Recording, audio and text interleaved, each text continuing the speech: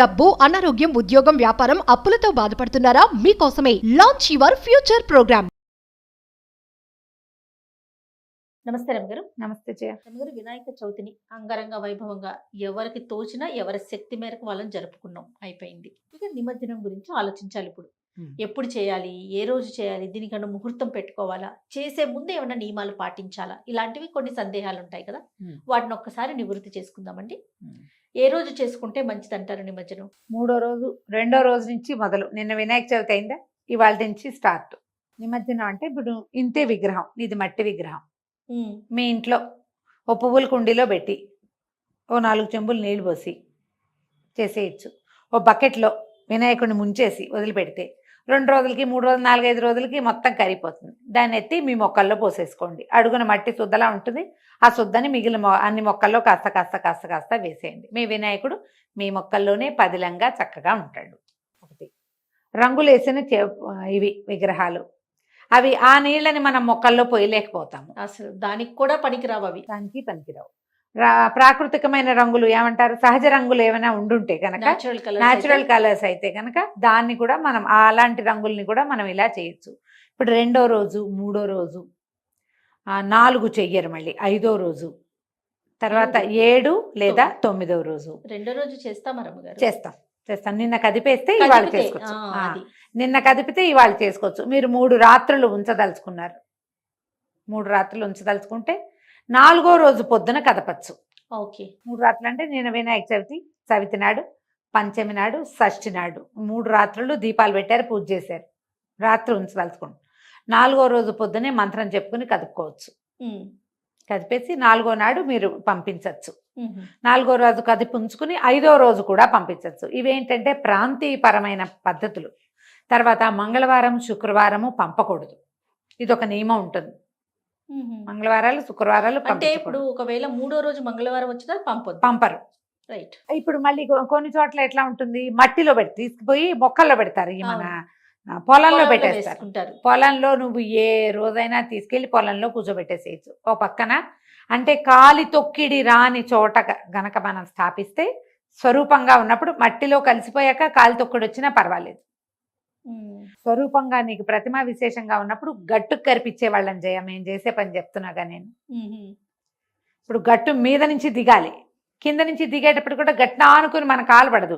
గట్టి ఇక్కడ ఉందనుకో, మన కాలు ఇక్కడ ఉంటుంది. అప్పుడు గట్టుకు కరిపించేవాళ్ళం అనమాట. కరిపించి ఉంచితే ఓ వారం రోజులకో 10 రోజులకో మెల్లిగా తడి తగిలి యువకకి మెల్లిగా తడి పీల్చుకుని తాపీగా డిజాల్వ్ అయిపోయేది స్వరూపం.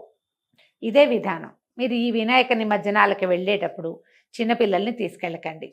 సో ఒకవేళ హైదరాబాద్లో కనుక హైదరాబాద్లో కూడా 5-6 చోట్ల వేరు చోట్ల నిమజ్జనాలు చేస్తున్నారు. ఒకటి హుస్సేన్ సాగర్కి వెళ్తారు, రెండోది ఐడియల్ చెరువు ఆ వైపుకి వెళ్తున్నారు.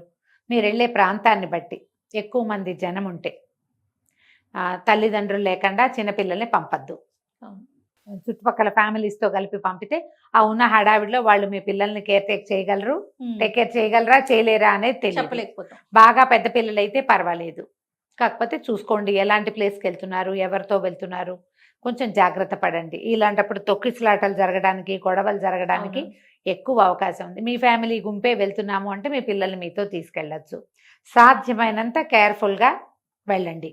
వినాయక నిమజ్జనం సాయంత్రమే చేయాలన్న నియమం లేదు.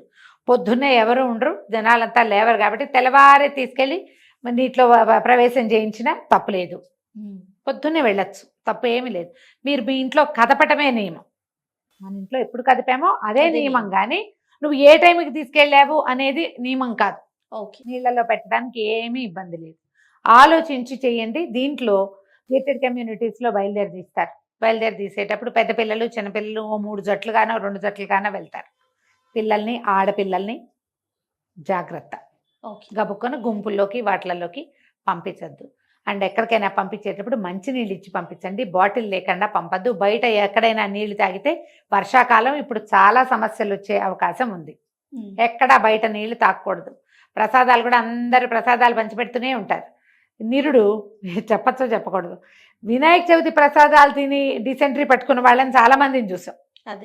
ఏంటంటే ఇవి వెళ్తారా, అందరూ పెట్టేస్తారు, పాల తాలికలు పెడతారు, పులిహారలు పెడతారు. చేతులు ప్రధానంగా ప్రసాదంలో కల్తీ అని అంటానికి వీల్లేదు. అన్ని రకాల చేతులు ఓ పక్కన డాన్స్ ఆడతారు, ఈ మట్టి ముట్టుకుంటారు, వాళ్ళని వీళ్ళని ముట్టుకుంటారు, ఈ కర్రలు పట్టుకుంటారు, మధ్యలో కోలాటాలు, తల కట్టుకుంటారు, జుట్టులో చేతులు పెట్టుకుని జుట్టు సరి చేసుకుంటారు, తర్వాత ప్రసాదంలో పెడతారు చెయ్యి. ఇన్ని చేతులు ఇన్ని చోట్లకి మారిన చేతులు అందులోకి వెళ్ళి అది పొట్టలోకి వెళ్ళేసరికి ఏమొస్తుంది? ఖచ్చితంగా కదా. జాగ్రత్త. ప్రసాదం తినద్దు అని చెప్పలేం, నేను కూడా చెప్పట్లా, కానీ జాగ్రత్తగా ఉంచండి. అంత ఏజ్ తెలియని పిల్లల్ని గబుక్కన పంపించద్దు. కొంతవరకు వెళ్ళాక మళ్ళీ వెనక్కి తీసుకొచ్చేసండి. తీన్మార్లు అవన్నీ చూస్తే పిల్లలకు చాలా ఆసక్తికరంగా ఉంటుంది.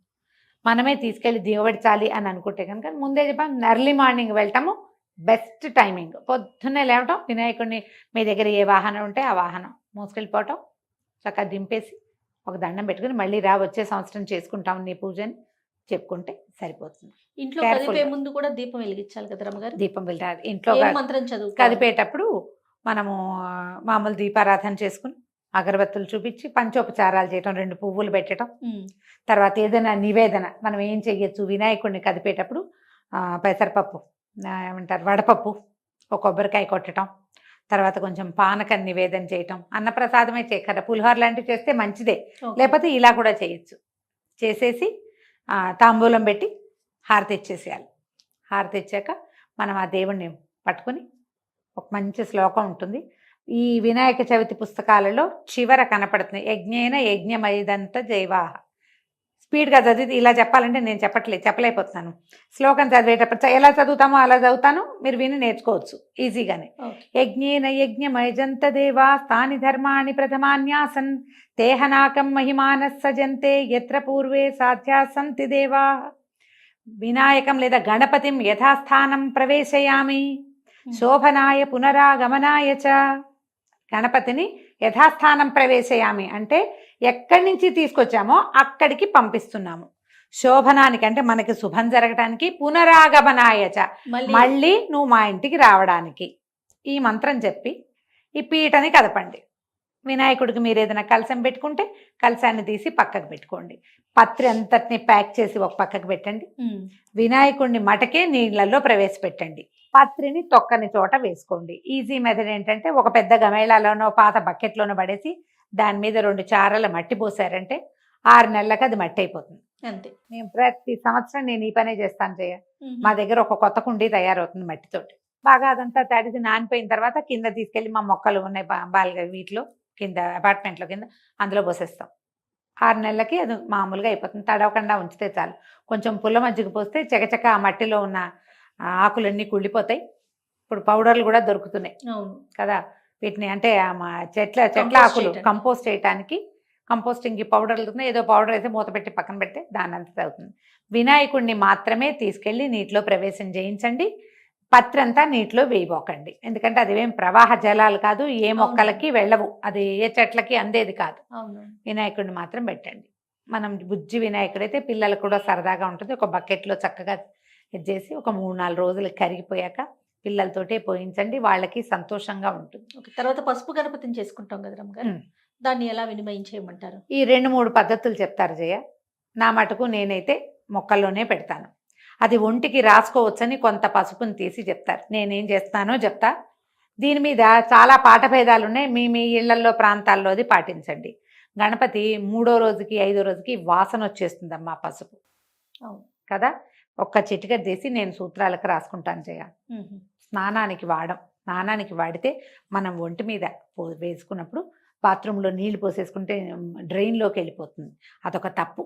తర్వాత ఆ పసుపు రాసుకోదలుచుకుంటే పై భాగానికి, ఛాతీ నుంచి పైకి శరీర భాగాలకి రాసుకోకూడదు. ముఖము నుదుట ఇక్కడ పాపెట్లో పెట్టుకుంటే మంచిది. సూత్రాలకి రాసుకోవాలి తప్పిస్తే ఒంటికి రాసుకోవటం అనేది పనికిరాదు, తప్పు. గణపతిని కానీ గౌరిని కానీ శరీరానికి అవయవాలకి రాసుకునే పని చేయకూడదు. సూత్రాలకి పెట్టుకుంటాను నేను. తీసి దాన్ని తులసి చెట్లు లేదా బోల్డని కుండీలు ఉన్నాయి, ఏదో ఒక కుండీలో పెడతాను. 3-4 రోజుల్లో భగ్నమయ్యి మెల్లిగా ఆ పసుపు మొక్కల్లో కలిసిపోతుంది. కింద ఉన్న మొక్కలు ఉంటే అక్కడ పెట్టండి, ఎక్కడైనా తొక్కని చోట పెట్టండి. ఎందుకంటే 2వ రోజు 3వ రోజుకే పసుపు పాడైపోతుంది, వాసన మారిపోతుంది. కాబట్టి అలా చేయలేకపోతాం. మీరు ఎప్పుడు పసుపు గణపతిని గౌరిని చేసినా ఒక్క చిటికెడు వినియోగించి తతిమాది పంపించాలి. మనం ఇళ్లలో చేసుకున్నప్పుడు ఇంత గణపతిని చేయకూడదు, బుచ్చివాడిని చేసుకోవాలి, చిన్న గణపతిని చేయాలి. అది ఎట్లా వినియోగింపబడుతుంది అనే ఊహ ముందే చేయాలి. మనం సామూహికంగా చాలా మంది చేసుకునేటప్పుడు గణపతి కనపడడానికి ఆ మాత్రం ప్రతిమను చేస్తారు. అది పంపించేటప్పుడు పసుపు పాడు కాలేదు అంటే తలా ఒక చిటికెడు తీసి సూత్రాలకు పెట్టుకోండి. మిగిలిన గణపతిని వినాయకుడితో పాటే పంపించేసేయచ్చు నీళ్ళల్లోకి. ఓకే. ఏం తప్పులేదు. తర్వాత అక్షింతలకి మనకి ప్రత్యేకంగా మనం దాచుకుంటాం కదా రమ్మగారు, మీరేం చేస్తారు? ఒక తమలపాకులో పోసి పక్కన పెట్టుకుంటాను జయ. ఇవాళ పొద్దున కూడా నెత్తి మీద వేసుకున్నాను. ఈ 9 రోజులు నేను వేసుకుంటా. ఒక డబ్బాలో పోసి పెట్టుకుంటే ఏదైనా ముఖ్యమైన పని మీదకి వెళ్ళేటప్పుడు వినాయకుడిని తలుచుకుని 2 అక్షంతలు నెత్తి మీద వేసుకుంటే సరిపోతుంది. సంవత్సరం అంతా కూడా వాడుకుంటూ ఉంటారు. అన్నాళ్ళు ఉండవు, ఎన్ని ఆ రోజులు? లోపల 10 అయిపోతుంది. రోజులు. ఎప్పటికొస్తే అప్పటికి. రైట్. ఈ 9 రోజుల్లోనే సగం ఖర్చు పెట్టేస్తాను నేను. అదేలే. ఎందుకంటే రోజువారీ పూజ అది చేయటం లేదు, మామూలుగా చదువుకోవటమే. అవునవును. అందుకని నేను తల మీద వేసుకుంటాను. ఇంకొక విషయం రమ్మగారు, పాలవెల్లికి మనము పళ్ళు కడతాం, ఫ్రూట్స్ అన్ని కట్టుకుంటాం కదా, అవి మనమే తినాలి, మన కుటుంబం మన సభ్యులే తినాలి అట్లా ఏమీ లేదు. ఒకవేళ పళ్ళు కడితే పువ్వులని ఎండిపోతే వాటిని పత్రితో పాటు పంపించేయండి. అవును. ముళ్ళకాయలు కడతాము వాటికి, జిల్లేళ్ళు, తర్వాత ఏమో మారేడుకాయలు, మొక్కజొన్న పొత్తులు ఎండిపోతాయి, అన్నీ పంపించేయండి. పళ్ళు బాగుంటే ఆ పండు చక్కగా తరిగి నోట్లో వేసుకోండి, మీరు తినచ్చు, ఎవరికైనా పెట్టచ్చు. అదేదో ప్రసాదం అని మన ఇంట్లో వాళ్ళు తింటేనే వస్తుంది, అలా ఏమీ లేదు. ఓకే. పర్వాలేదు. నమస్తే.